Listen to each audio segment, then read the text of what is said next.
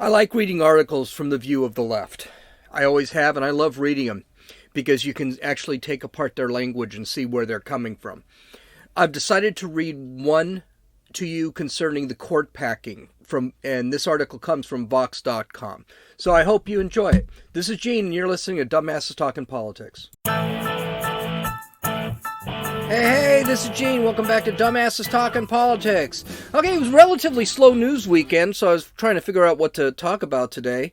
So I thought we'd talk about the court packing that Joe Biden has created a commission for, and the left isn't thrilled about it. And we'll talk about that. But first, you would know that news would happen right at the end of the weekend. Apparently, a black man, well, he's kind of black, he's half black, was shot in Minneapolis again. Riots occurred. Now, I would usually skip what I'm going to do today and go straight to that, but we know absolutely nothing. We don't know what happened. We don't know why it happened. We don't know whether the police officers were white or not. I mean, everyone's just kind of assuming. We don't know anything about the background of the guy who was shot. We know he had a criminal record, but we don't know if he was carrying a gun. We just don't know anything about it. So there's no point in really talking about it until we get some information. So stand by for that. We'll probably talk a little bit more tomorrow. Apparently, arrest warrants are coming out now, and criminal records on the kid are coming out right now. He was a 20-year-old, but that's not stopping everybody from actually going in and, raiding Walmart again. So the best way, I guess, to end racism is to go steal stuff from Walmart. But anyway, last week on Friday, Joe Biden signed an executive order that will give a 36-person commission. Will create a 36-person commission to analyze the benefits and pitfalls of adding justices to the Supreme Court. This commission is going to be bipartisan, supposedly, and will be made up of a bunch of legal scholars and political scientists. So far, court packing has not been a real popular idea except for the radical left. Even Biden opposed it a few years ago. So did Barack Obama. So this was never a big thing. But that was a time when liberal justices actually did have the advantages in the courts. With Gorsuch, Coney Barrett, and Kavanaugh, it has actually changed the makeup of the court, though they are textualists, so they are not 100% going one way or the other. Other people that were against court packing were Supreme Court Justices Ruth Bader Ginsburg and Stephen Breyer, some more of the liberal justices. I actually tried to find out whether or not Sotomayor or Kagan did not believe in court packing, but that never came up. Many of the leftist news outlets believe that trying to pack the court is a fool's errand, and the point of trying to pack the court is going to end up like FDR tried to do it back in 1937 when he implemented the New Deal, which was an absolute disaster for him. He never got it done. But Biden and his leftist advisors know that a lot of his far-left radical policies are going to get challenged, especially when trying to reintroduce Obamacare and gun control. They also have this illogical fear of Roe versus Wade being overturned, which I don't, we've talked about that in the past. I'm not going to get into that because I don't think the overturning of Roe versus Wade really does that much. And it's such a crappy law. Yeah, they should fear it's going to be overturned. So let's take a look at a Vox article called Biden's New Supreme Court Commission Won't Fix Anything by Ian Milsner. You'll notice when I read these articles from Vox, they really are very original with their titles of their articles. As a matter of fact, I could probably just give you the title and you pretty much know what's happening. But this is a really interesting article from the far left Vox. They are definitely biased for court packing, but this author doesn't think that anything is going to come about it. Now, I like reading this stuff to you because I can tell you, normally when I read leftist articles, it infuriates me because these guys really don't seem to know what they're talking about. And they lie. And it's important because it does strengthen my position on what I think when I read these articles. Wait till we get into Ibram X. Kendi's How Not to Be an Anti-Racist, because I just had to read the introduction of the book. And when I read the introduction and he's basing things on lies right off the introduction, you've already invalidated the book to me. So let's start.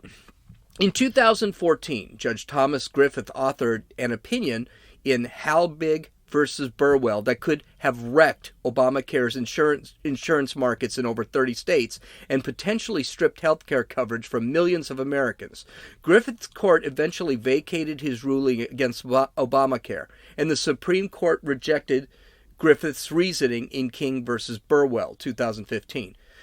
But not before Halbig's decision plunged the Obama administration, healthcare advocates, and patients into a year of terror that Obamacare would be gutted. I do want to point out that Obamacare was seen as unconstitutional by the court because of the mandate. Now, the mandate made it that you had to have health insurance, and if you didn't have health insurance, you had to pay a fine. This is unconstitutional because the federal government can't force someone to buy something they don't want, and then fine them if they don't. Chief Justice Roberts, who is hardly a conservative, decided to call the fine a tax, which made it constitutional. Obama actually called it a fine, so I'm not sure what the hell Roberts was thinking of. It was a very odd decision. And by the way, stripping millions of people from their health care and assault on health care, first off, there were 5 million people who actually had Obamacare at the time. It was not even paying for itself. So for people to sit back and say, oh my God, 30 million people, no, that's not what happened. Nobody wanted health care. And Obama really screwed it up himself. Remember the website that couldn't get working? So it's crap. But I do want to point out the language. Plunge the Obama administration into a year of terror. I mean, it's like this attack. It's an attack. Listen to the language, because the language is pretty important in these articles. Okay, let's continue. On Friday, President Joe Biden announced that he would sign an executive order creating a presidential commission on the Supreme Court of the United States. Griffith, who retired from federal bench in 2020, allowing former President Trump to choose his successor, is one of several prominent conservatives on this commission, which the White House says Biden appointed, quote, to provide an analysis of the principal arguments in the contemporary public debate for and against the Supreme Court reform. Yet while the author of one of the most significant attacks on Obamacare in the last decade is on Biden's commission, none of the leading academic proponents of the Supreme Court reform were appointed. The overwhelming majority of the commission's 36 members are law professors or political scientists. Again, significant attacks on Obamacare. Now, if you listen to a lot of folks like Dan Bongino, Ben Shapiro, they always say that Republicans and conservatives always attack, they always pounce, they're always striking terror. So that's what it is. Also, if this is true, that Biden actually does have conservatives on this commission, that'll be the first unifying thing that Biden has actually done.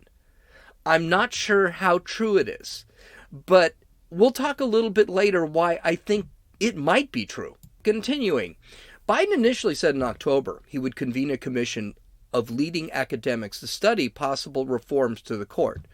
At the time, Biden was torn between liberal activists who were enraged by Senate Republicans' effort to ensure that the GOP could control the Supreme Court, and Republican critics who accused Democrats of wanting to add seats to the Supreme Court in order to undo those efforts by the GOP. Now, you notice it's the effort. It's always the GOP that's going in to wreck things.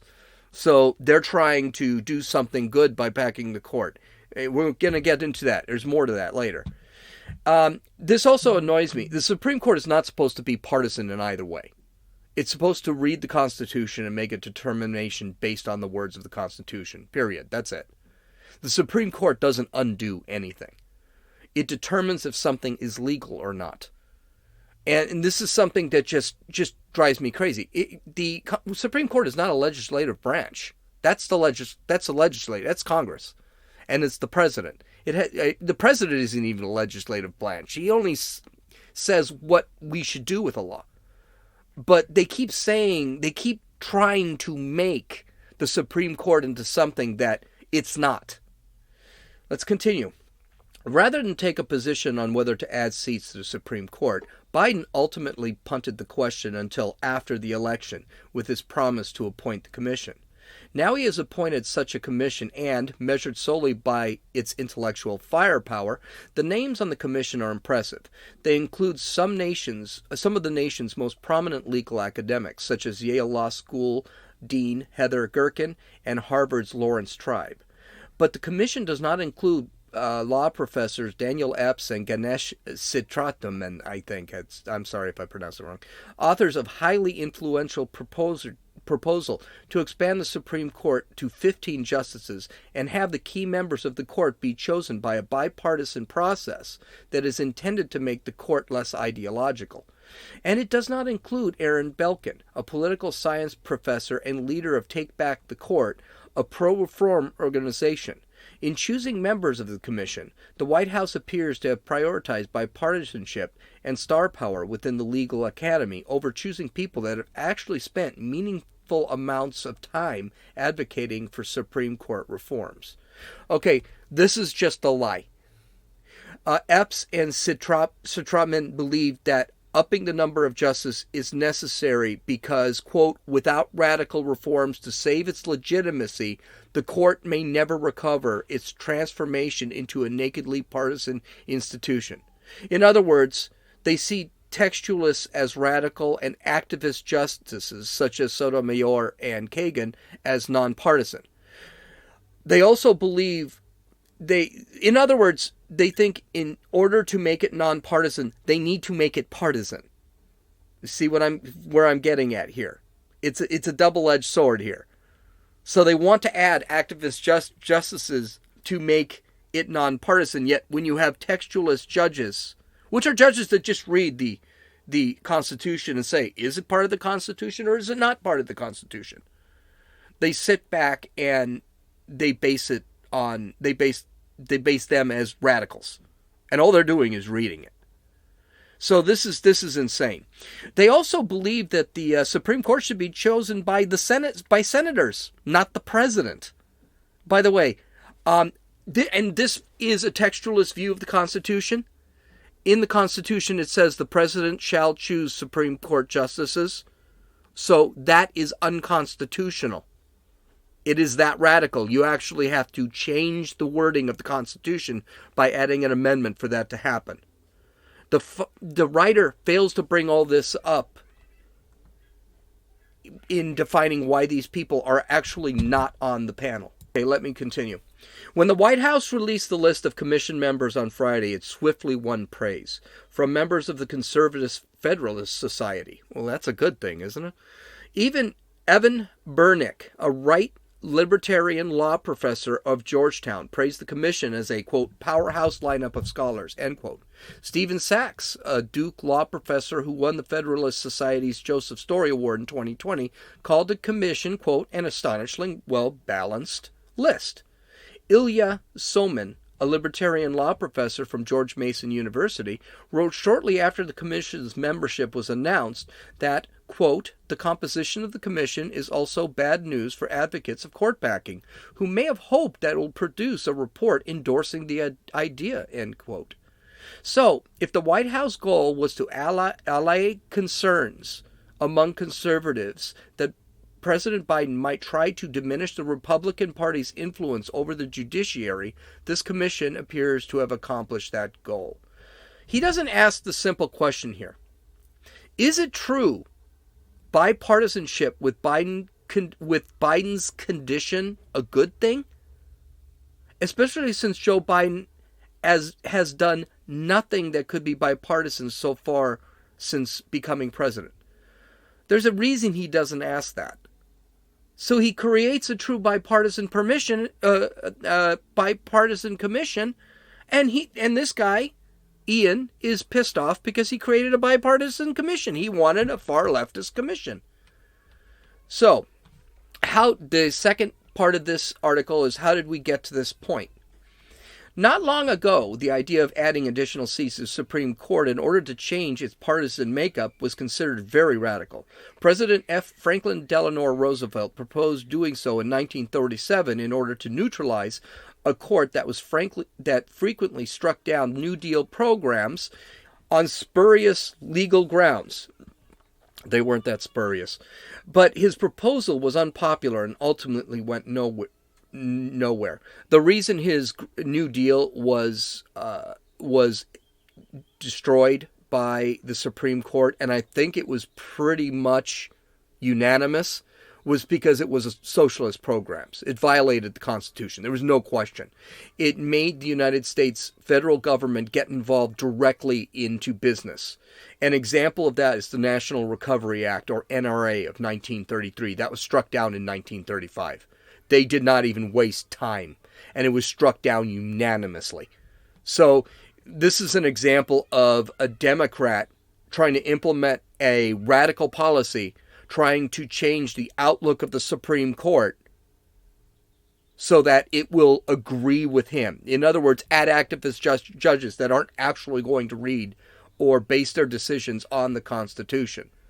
He doesn't mention the New Deal. Everyone hears the New Deal because it's FDR, and FDR is such a great man. FDR was not a great president. I'd say he was a decent wartime president, but he was not a great president. He extended the Depression by about 8 years because of his New Deal programs. He was a garbage president.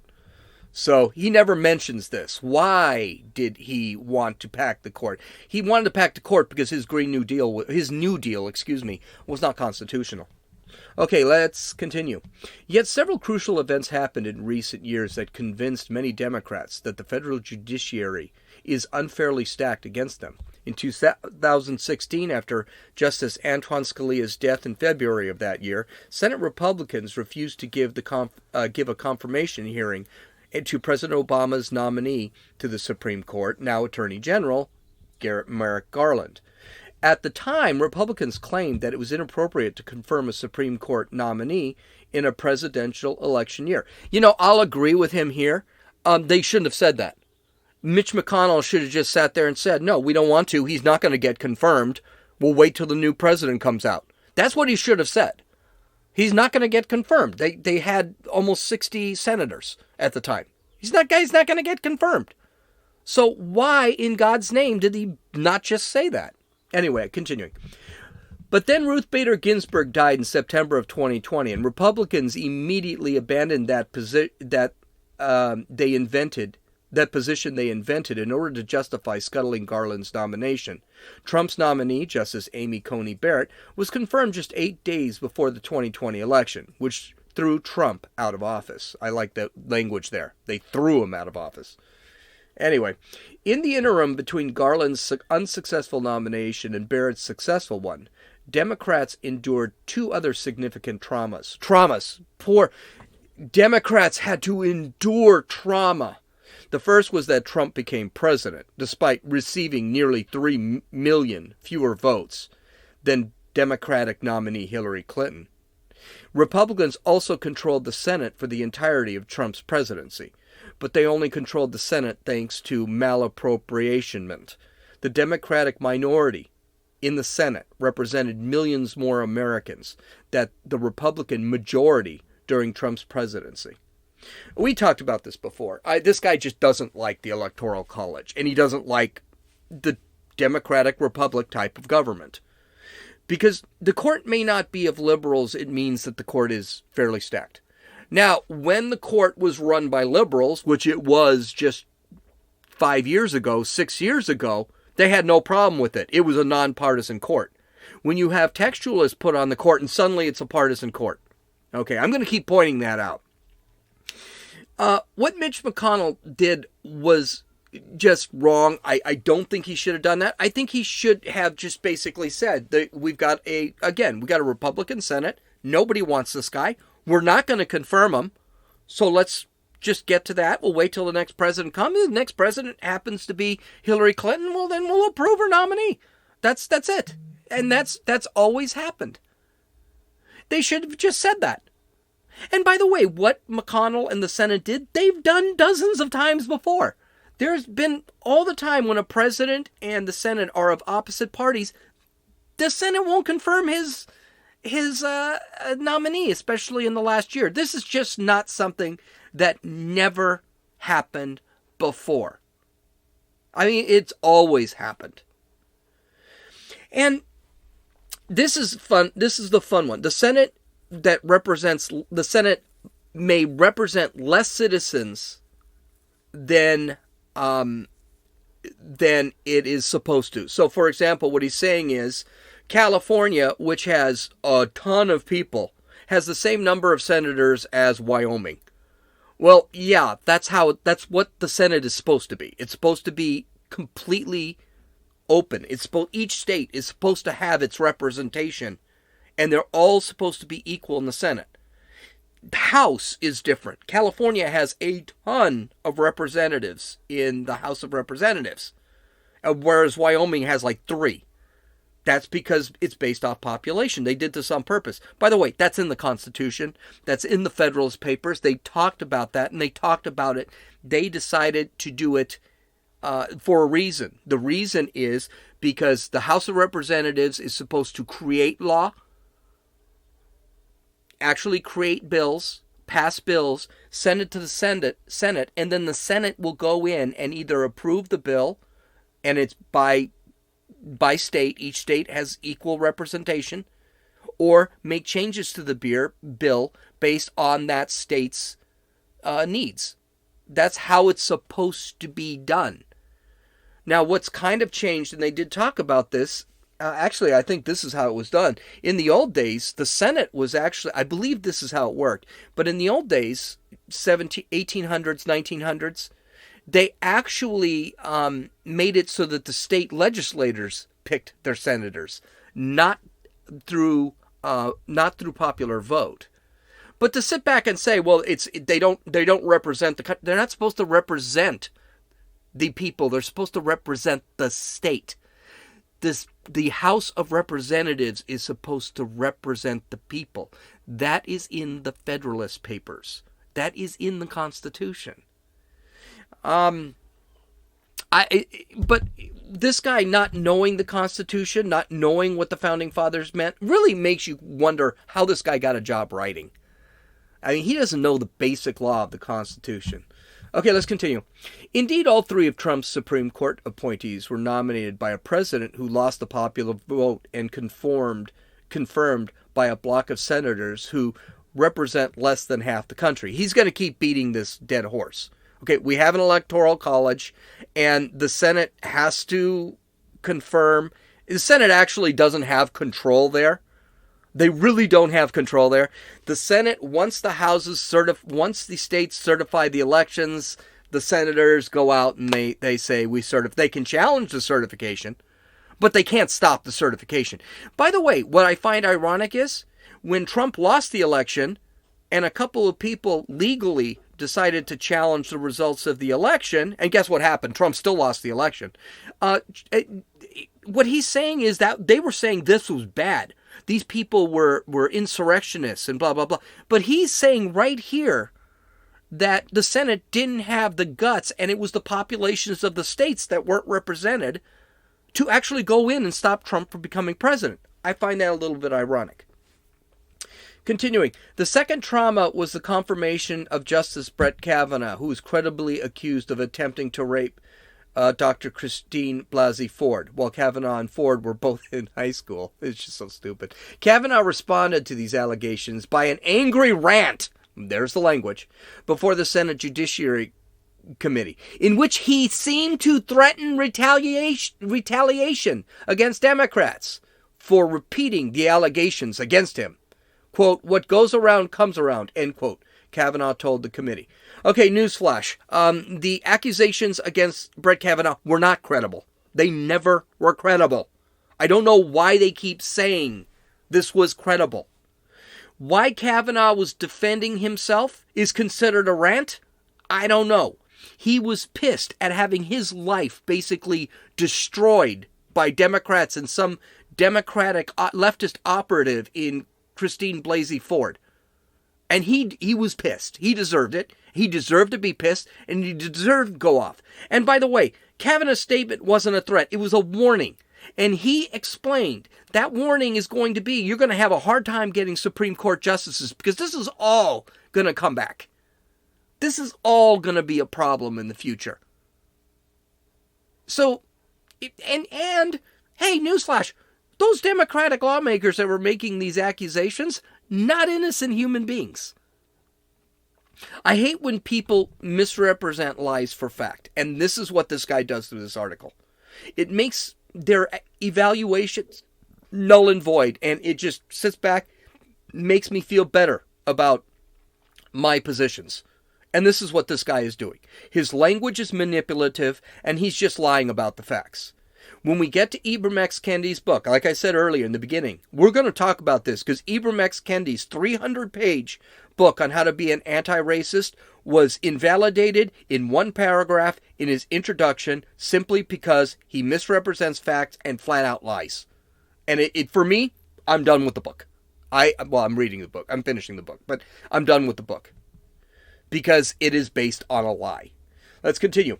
All of this contributed to a sense among Democrats that courts have become too partisan and led many prominent Democrats to conclude the radical action was necessary to prevent a GOP-led Supreme Court from dismantling voting rights and otherwise entrenching Republican power. Here's the problem. Republicans don't have the power now. The Supreme Court it may be partisan towards conservatives, but it was also partisan toward liberals 5 years ago, and they didn't seem to have a problem with it. I guess when Republicans do it, it's partisan. When Democrats do it, it's nonpartisan. That's basically what we're saying. Hey, Sotomayor, Kagan, and Ruth Bader Ginsburg, not conservative judges.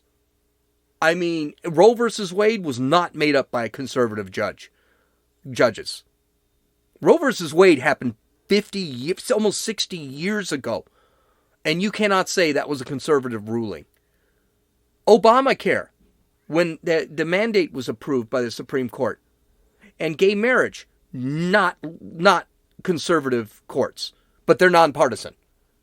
Meanwhile, someone says, well, Roe versus Wade was a crappy law, which it was, and they say suddenly, okay, we're going to overturn it. Yeah, that's partisan. All right, whatever. Yet when candidate Biden was asked about whether he'd support radical reforms, such as adding seats to the Supreme Court, he initially said he opposed these reforms. After Ginsburg's death, he took a more agnostic stance. No, he took a more radical stance, not agnostic, saying that while he's not a fan of court packing, his approach to the issue would depend on how the Barrett confirmation fight played out. Now that Barrett's been confirmed, however, Biden appeared to be signaling with his new commission that significant reforms to the Supreme Court will not be on the table. Biden doesn't want to pack the Supreme Court. It is extremely radical, and he's conflicted about it. His policies may not get through if some of them go in front of the Supreme Court because they are unconstitutional. Voting rights is unconstitutional. Gun reform is unconstitutional. All this stuff that he's doing is unconstitutional. So you can only get this stuff through the Supreme Court unless you pack it and make it into an activist court, which, by the way, is nonpartisan. Okay. Last section, actually, it's the conclusion. Why a milquetoast Supreme Court matters. Court packing is not something that anyone should do lightly. If Democrats, the media's just been screaming, just pack the court. They've been talking about this since day one. So I don't want to hear that. If Democrats did add seats to the Supreme Court in order to change the partisan balance, That's the first time he was honest in this article. Changed the partisan balance from conservative to liberal. Or from, in my case, from textualist to activist. The result most likely would not be a widespread acceptance of the newly liberal court decisions. It would be a massive resistance by Republicans. No, a massive resistance by Republicans. There it is again. How about this? People might look at the court and say, okay, yeah, you guys just packed the court, and now you've made it partisan so you can get your crap through. And by the way, I think a lot of this stuff, little things like gay marriage, being able to give a 10-year-old a sex change operation, those things, I have a feeling it's not just Republicans, it's most people would say, no, we're not going to go for that. As Justice Breyer recently warned during a lecture at Harvard Law School, quote, structural alteration of the court, motivated by the perception of political influence, end quote, will erode trust in the court's decisions. And now the left, by the way, the left wants Breyer to resign now or retire because he went against the leftist narrative of we should pack the Supreme Court. And he's not a leftist judge. He's a bit of an activist judge, but he's definitely a liberal judge. Continuing. Yet while Breyer is correct to warn of significant reforms to the Supreme Court are likely to undermine the court's legitimacy, the mere threat of court packing can serve an important function. If the justices believe that President Biden may send them 6 new colleagues if the court dismantles what remains of the Voting Rights Act, then those justices may be less likely to dismantle the Voting Rights Act. Wait a minute, huh? Is he saying that the good news is Biden is kind of threatening the court to go along with his policies or else? Is he actually attempting to manipulate the court? Isn't that making the court partisan? A healthy fear of Democratic majority could lead the Supreme Court to become less partisan. If he is threatening the court to do what he wants, that's not making the court less partisan. That's making the court partisan in his... This is such a terrible article. The language is so bad here. Because they're textualists, they're partisan. Well, we'll make them less partisan by threatening them or packing the court. We're just making them partisan the other way. I do want to beat. I'm saying that over and over because I want to beat in it that the leftist narrative is if you are against us, you're partisan. If you're with us, you're nonpartisan. I just want to point that out. That's the big goal here. So, and he's got a conclusion. So, I'll read the conclusion. But Biden's new commission sends the opposite message. With so many prominent members of the Federal Society praising the commission's right out of the gate, it's clear conservatives do not feel threatened by this commission. I do feel threatened. I'm sorry, that's just a lie. And the justices themselves are just as capable of looking at the list of names that Biden picked and seeing that this commission is unlikely to support significant reforms. You know what? I don't want a Supreme Court justice looking at that list. Supreme Court justice shouldn't care. That's not their job to care. So I don't think packing the Supreme Court is going to happen. Here's why. Biden's lukewarm on the subject. He didn't believe in it before, and I'm not so sure he thinks he believes in it now. And it could also be a huge fail like it was with FDR. If Biden did select a nonpartisan committee, there's a good chance that reasonable minds are going to prevail, and this won't happen. It'll just be a lot of talk. 4 to 5 months is a long time to debate this. And mind you, it's 120 days, which is 4 months, just to have the commission, and then you're going to figure a month or two to actually create the report. By the time the conference is done and the report is written and out, we'll be at the start of the 2022 election cycle. Unlike Biden, Democrats on the election trail are going to have to explain this. Another reason, Joe Biden might have a moment of clarity from his dementia and realize how dangerous and stupid this idea is. I think the leftist Democrats are beginning to take some heat and realizing their stuff isn't popular.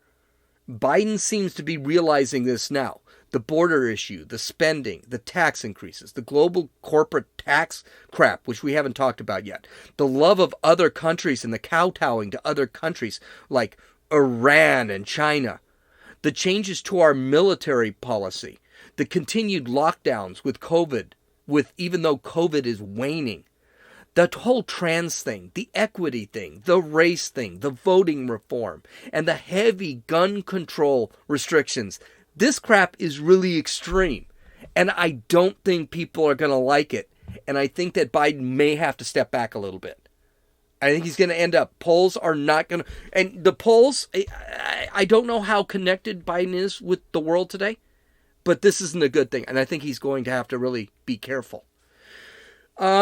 Listen, the Supreme Court shouldn't be expanded because it makes the Supreme Court partisan. It makes the Supreme Court another legislative body instead of a judgmental body, a judicial body. Any decision will be made questioned. I don't think it's going to happen. And if it does, again, it'll never end. The second a Republican goes in there, hey, we bump it to 9 to 15, that Republican will bump it from 15 to 21. Then the next guy will bump it from 21 to 29. If we bump it from 29, you'll have 400 Supreme Court justices. I mean, seriously, it will not end. So it is very dangerous. Okay, so you can download or listen to this podcast on Apple Podcasts, Podbean, Podcast Addict, Stitcher, YouTube, and Rumble. You can visit my website at dumbassestalkingpolitics.com. I hope you guys have a great day. This is Gene, and you've listened to Dumbasses Talking Politics.